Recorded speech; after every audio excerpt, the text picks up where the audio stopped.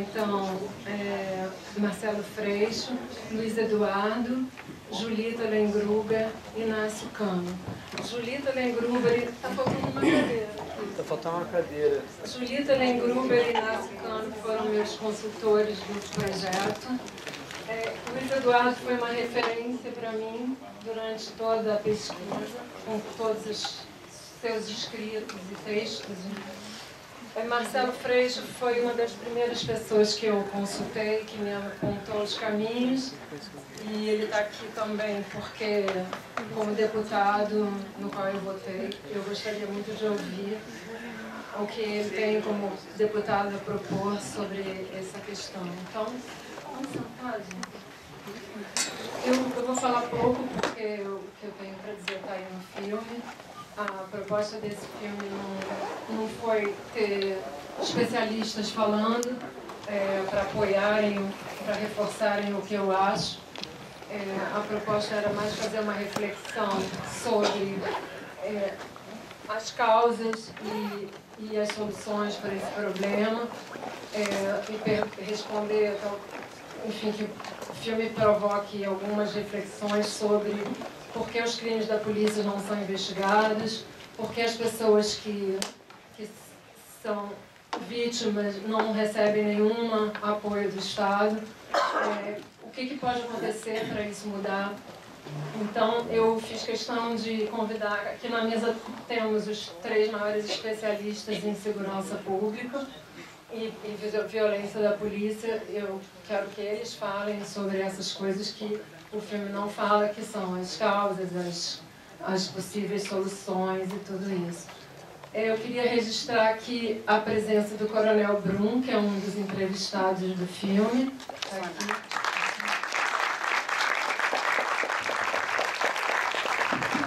Aqui para controlar o tempo dos meus queridos amigos. Enfim, o que nós combinamos é que cada um de nós falaria 5 minutos, né? O que a gente acha importante realmente nesse momento é o debate. Então, cada um de nós vai falar 5 minutos e depois a gente vai abrir para discussão. Então, Inácio, você controla o meu tempo aí, já que eu vou falar primeiro. Bom, primeiro eu queria registrar aqui, né, meu agradecimento a Tereza por ela ter me convidado, né, para ser consultora desse filme, né. Foi um trabalho muito difícil, muito sofrido, muito angustiante, mas eu acho que a Tereza deve estar hoje plenamente gratificada, porque esse documentário recebeu o prêmio no Festival do Rio, né, de melhor documentário, e ela recebeu o prêmio de melhor direção. Então, o filme foi reconhecido, né, como uma obra de cinema importante. Eu acho que isso precisa ficar registrado. Bom, eu poderia começar a falar, né, das questões que esse filme aborda de várias maneiras, né? Eu poderia, por exemplo, falar, né, lembrar que na semana passada, né, foram presos policiais do batalhão da Ilha do Governador fazendo exatamente o que é descrito nesse filme, né? Eu me lembro que houve um momento em que alguém falou para Tereza: olha, não acredite no Ivan. Esse Ivan, que é o X9 do filme, né? Esse cara, enfim, ele inventa coisas, ele imagina coisas, mas é claro que o depoimento do Ivan foi reconhecido na justiça, e o que Ivan fala, lamentavelmente, né, é a realidade do Rio de Janeiro nesses últimos 20 anos. Né? Uma polícia extremamente violenta, extremamente corrupta, né? E a tragédia, a dramaticidade da continuidade dessa violência e dessa corrupção, né, é o que nos deixa, às vezes, né, surpresos, mas nós que trabalhamos, né, muito de perto. E no meu caso, eu fui ouvidora de polícia quando o Luiz Eduardo era o coordenador de segurança pública do Rio de Janeiro, né? Quer dizer, o que mais dói é que a gente sabe que isso tem jeito, né? É evidente que você não vai mudar a polícia do dia para a noite, né? Mas se você tiver coragem e enfrentar, né, enfim, o que genericamente se chama de banda podre da polícia, né, você consegue alguns avanços, sim.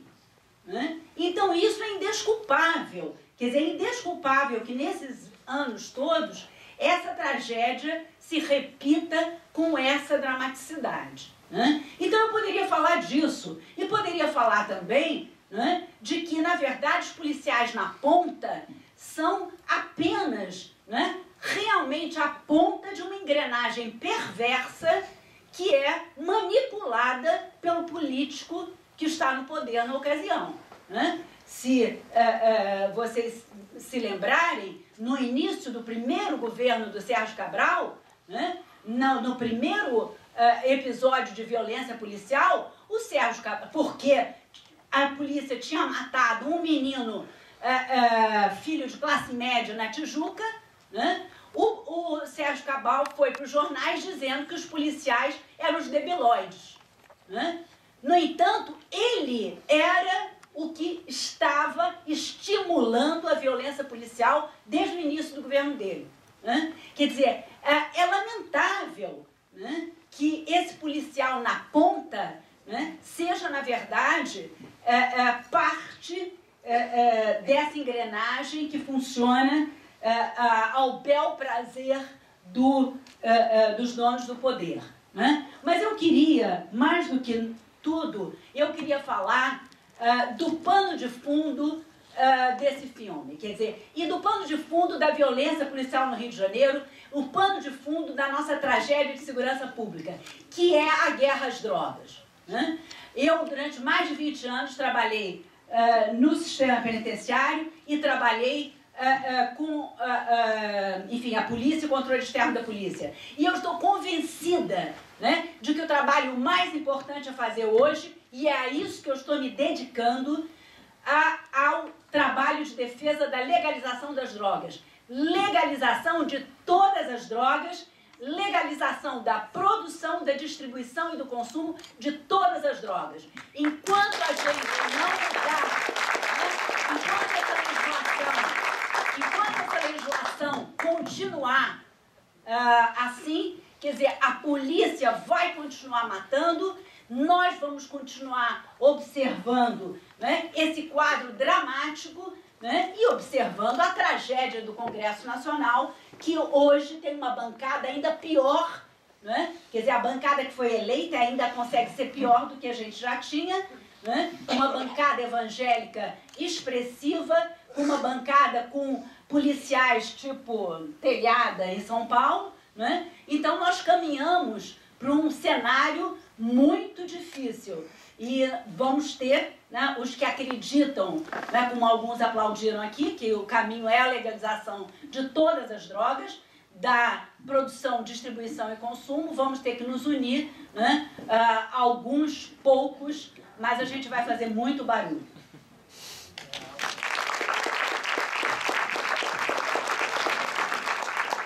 Bom, bem, um minuto que a Julita falou 6 minutos. Boa noite, eu queria agradecer, em primeiro lugar, a Tereza pela decisão de fazer um filme sobre um tema como esse. A primeira tentação, quando a gente vive no meio da barbárie, é naturalizar a barbárie. E é natural que o ser humano se adapta à situação. Então, a gente tem que fazer uma luta constante para evitar naturalizar essa barbárie e para trazer de volta a tragédia cotidiana que acontece nos nossos morros a cada dia. Eu vou continuar um pouco a discussão do último debate em que eu participei, no Festival de Cinema do Rio. Foi um debate interessante porque o Coronel Lopes explicou para a gente que nunca houve ditadura no Brasil e que o principal problema da Polícia Militar é que não era suficientemente militar, né? Entre outras lições que ele apresentou. Bom, o que mais me perturba, depois de ver o filme pronto, é a leitura que eu acho que pode ser feita de que o problema é que a polícia às vezes mata os sujeitos errados e o morador fica chateado que matou o morador, né? Então, temos uma maquinária de extermínio que de vez em quando parece que escolhe algo errado. E aí então a gente fica comovido, fica chateado. Mas o que a gente tem que fazer é desmontar a máquina do extermínio no seu conjunto, né? E essa máquina de extermínio tem a participação ativa de muita gente. 44% da população brasileira concorda que bandido bom é bandido morto. 33% concorda totalmente e 11% concorda apenas em parte.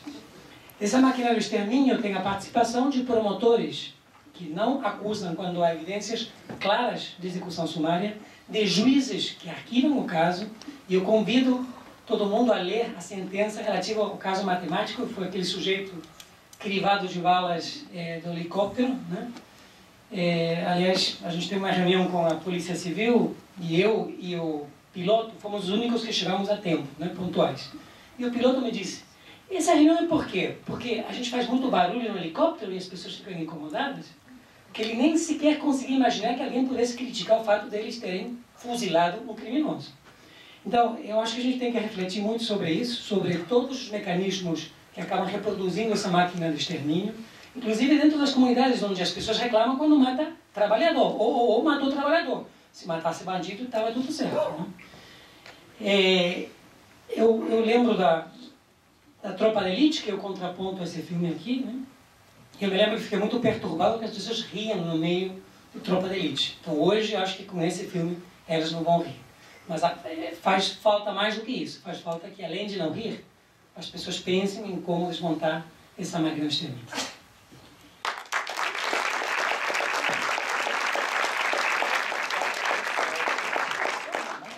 Já compensou, porque eu falei 6 e ele falou 4, agora está tudo compensado. Tem que falar 5? Exatamente.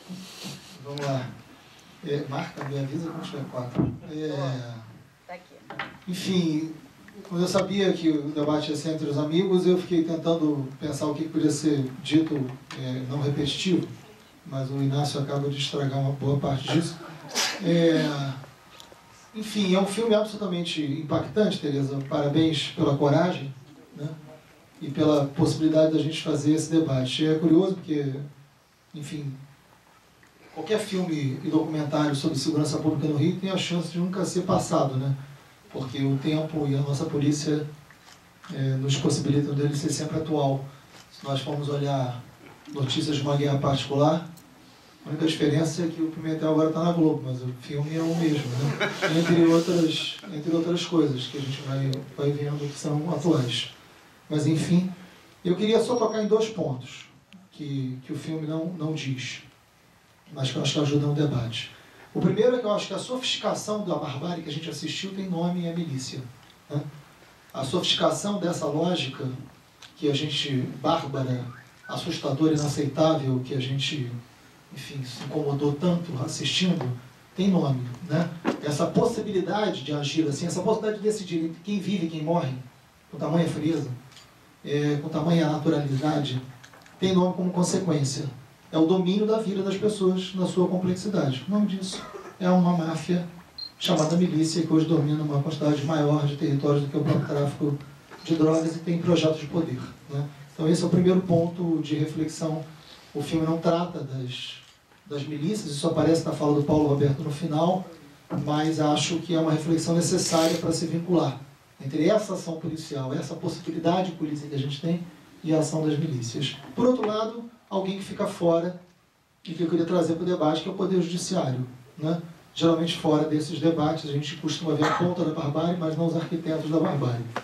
Os autos de resistência, que a gente tanto falou, que a gente já fez audiência pública, que a gente tanto já fez coisas aqui, o auto de resistência só acontece porque eles são arquivados pelos juízes. E muitas vezes arquivados com a conivência do Ministério Público, diga-se passagem. O auto de resistência é um problema porque tem um policial que atira, mas tem um juiz que arquiva. E é tão responsável quanto quem aperta o gatilho. E o Poder Judiciário nunca entra na roda dos debates na sua responsabilidade, né? Sempre fica fora disso. O Poder Judiciário é responsável também pela barbárie que a gente vive, de quem não aparece morto, mas tem a sua pena de morte decretada, que é o sistema prisional brasileiro, e que também não é tocado aqui, mas que é tão violento quanto, né? Porque é uma pena de morte decretada para quem ainda respira. E está ali um enorme risco. Ao contrário do que diz o X9, não é verdade que você fica 5 anos na prisão e sai facilmente, não é isso? Quem conhece o sistema penitenciário sabe disso. E, aliás, ficar 5 anos no sistema penitenciário não é ficar 5 dias, né? Precisa saber qual é o cheiro da cadeia. E, por fim, o mesmo Poder Judiciário, eu trouxe aqui, eu vou tentar ali, está meio escuro, mas, enfim. Eu vou ler para vocês, depois eu vou dizer o que é. É uma, enfim, é um mandado de busca, mas prestem atenção no texto, e aí eu concluo.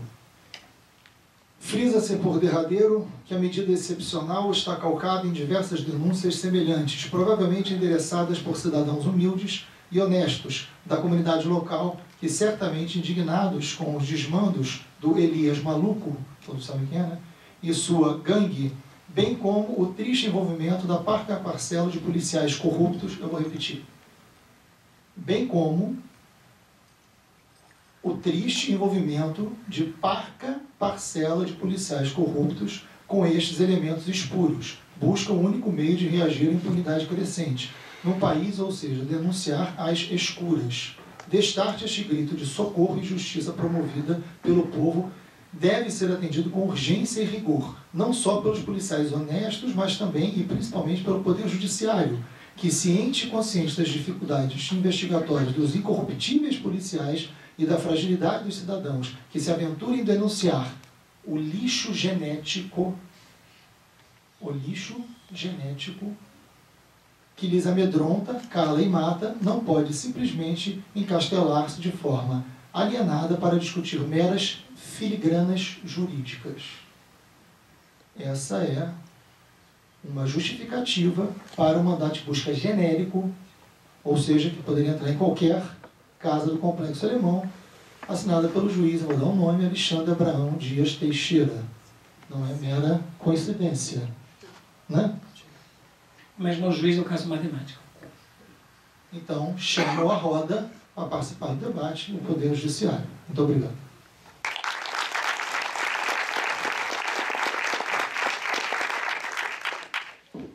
É um prazer estar com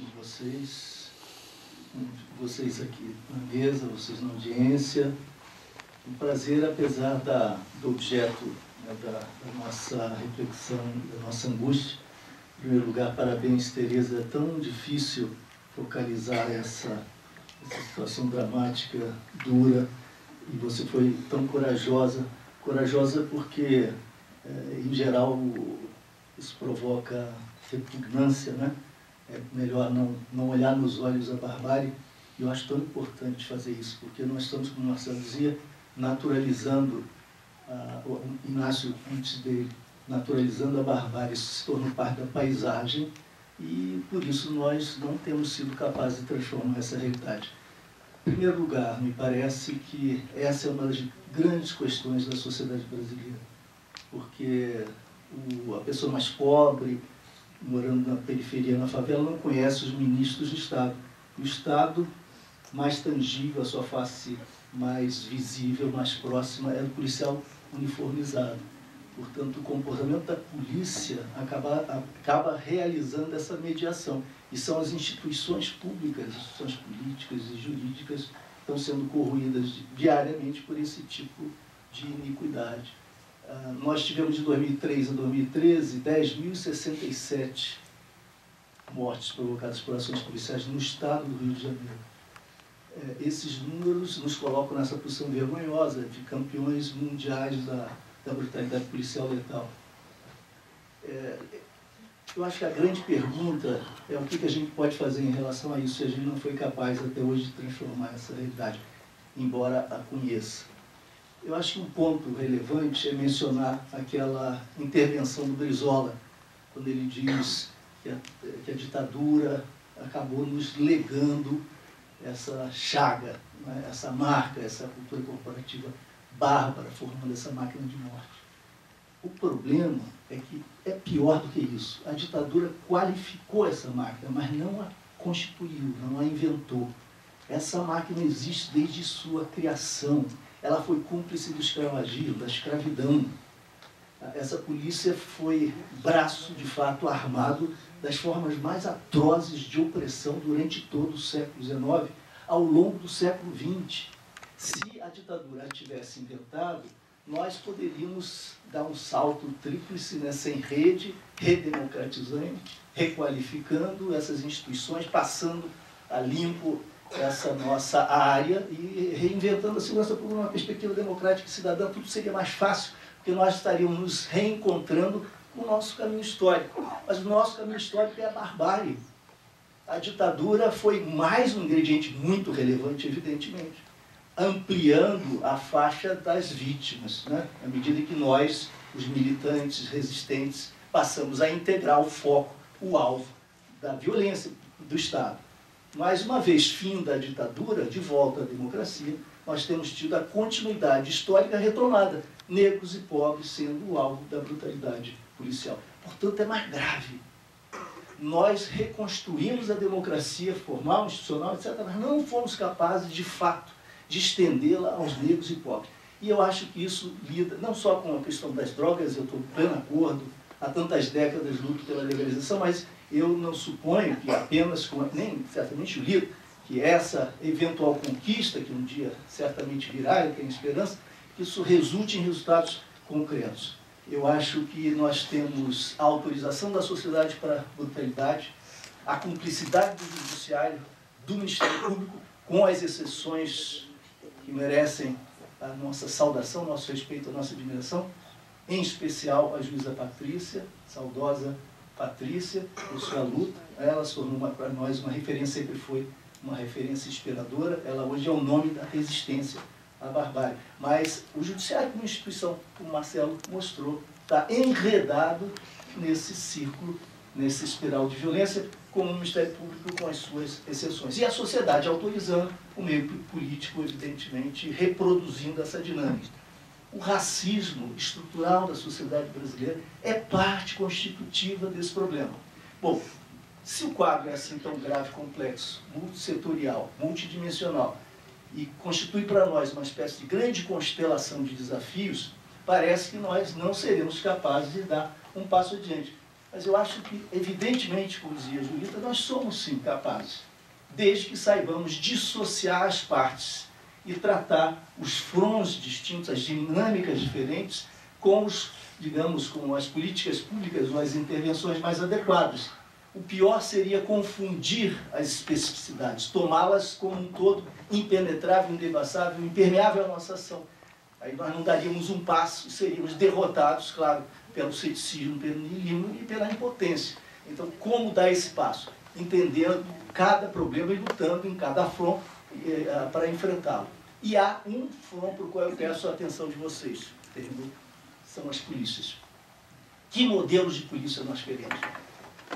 Durante tantas décadas já, né, depois da reconstrução democrática, nós ainda estamos devendo a nós mesmos esse debate. De alguma maneira, junho de 2013 repôs ou colocou pela primeira vez na agenda pública esse debate. Que polícia nós desejamos? Qual modelo nós vamos construir? E a questão da desmilitarização, finalmente, que não é uma solução mágica, mas é um desses pontos fundamentais, veio para a nossa pauta. Obrigado. Tereza, porque acreditei no trabalho dela. Vim de família humilde da Baixada Fluminense. Meu pai era policial civil. Tá? Prendia malandro na Lapa. A única arma que ele aprendia eram os punhais de Madame Satã e etc. Tá? Esse exemplo foi que eu levei para a minha vida de polícia. Nunca soube que meu pai tenha matado ninguém. Em 34 anos de polícia, combati rigorosamente a polícia ilegal, a milícia. Dr. Marcelo Freixo sabe muito bem que a milícia da Zona Oeste começou a ser desmantelada com um relatório feito no Ministério Público e eu era o coordenador de segurança. Então, vamos dizer assim, esse trabalho da Tereza é um trabalho espetacular, porque mostra aquilo que ninguém quer ver. Tenho muita dó e pena dos policiais militares, soldado, cabo e sargento, que não têm culpa do mau exemplo que existe na instituição. Hoje, nós estamos vendo a polícia ser destroçada. Tá? Não pense, porque são militares. Não. O militarismo sadio, ele dá disciplina, ele dá hierarquia, ele dá limite. Entendeu? Tá? O radicalismo é que tem que ser combatido. Tá? Eu fui um militar que as pessoas achavam que eu não era militar. E quem olha para mim hoje, ninguém me vê como um coronel de polícia. A minha formação é jurídica. Mas, assim, acho que a gente tem que dar exemplo. Os oficiais têm que dar exemplo. Não vejo hoje o comandante da PM dar um depoimento em favor da instituição. Ele é o responsável direto pelo desmando que está acontecendo em todo o estado do Rio de Janeiro. Sobre a UPP, houve uma pergunta sobre a UPP, Unidade de Polícia Pacificadora. Comparo com o coronel de polícia a UPP, vamos dizer assim, aos guetos lá do Oriente Médio, em que as pessoas são, vamos dizer assim, sitiadas para que não tenham acesso a A, B ou C, ou seja, meramente uma situação política. Dentro de uma favela, 99% são pessoas trabalhadoras, mas que hoje vivem naquele limite de oprimido pelo tráfico e, infelizmente, oprimido pela polícia.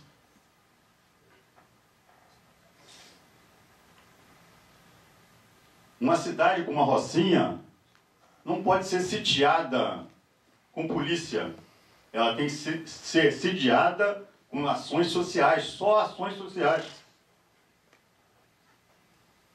Seu trabalho, Tereza, tá? Não é uma pergunta que eu estou fazendo. O seu trabalho, assim, mostrou tudo aquilo que a sociedade tem que vivenciar. Principalmente quando mostrou a chacina da Baixada Fluminense. Quem manda lá é a contravenção, policiais corruptos e políticos corruptos. Doutor Marcelo, a omissão do judiciário, que talvez seja o grande mistério disso tudo. O MP e o judiciário têm que atuar em cima dessas instituições. Agora, sem, vamos dizer assim, favorecer ninguém. Estava do lado aqui já vou terminar, Julita. Estava do lado aqui do filho da doutora Patrícia Scioli, que durante muitos anos as minhas equipes fizeram a segurança pessoal dela. E depois eu vejo, infelizmente, tá, ela assassinada por policiais militares. Isso dói mais na gente do que em qualquer pessoa. Quando apareceu a imagem do doutor Nilo Batista indo à favela de Vigário Geral, ao lado de talvez o melhor comandante que essa instituição teve, Carlos Magno Nazaré Cerqueira, um homem de formação humanística, um psicólogo que transformaria a polícia e, infelizmente, também foi assassinado por policiais militares.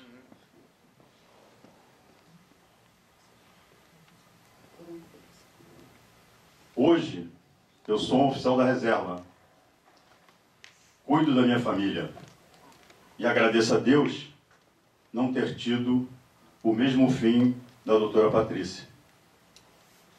Obrigado, senhor. Obrigado. Porque não falar das UPPs, né, no filme.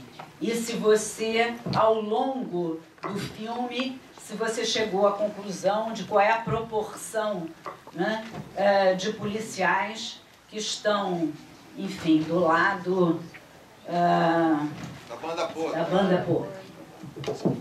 Bom, sobre essa última pergunta, eu não fiz essa pesquisa. Eu acho que o Inácio é mais próprio para responder isso do que eu. Eu estou fazendo um filme, eu não estou fazendo uma pesquisa sobre essa porcentagem. Mas eu acho essa pergunta muito pertinente.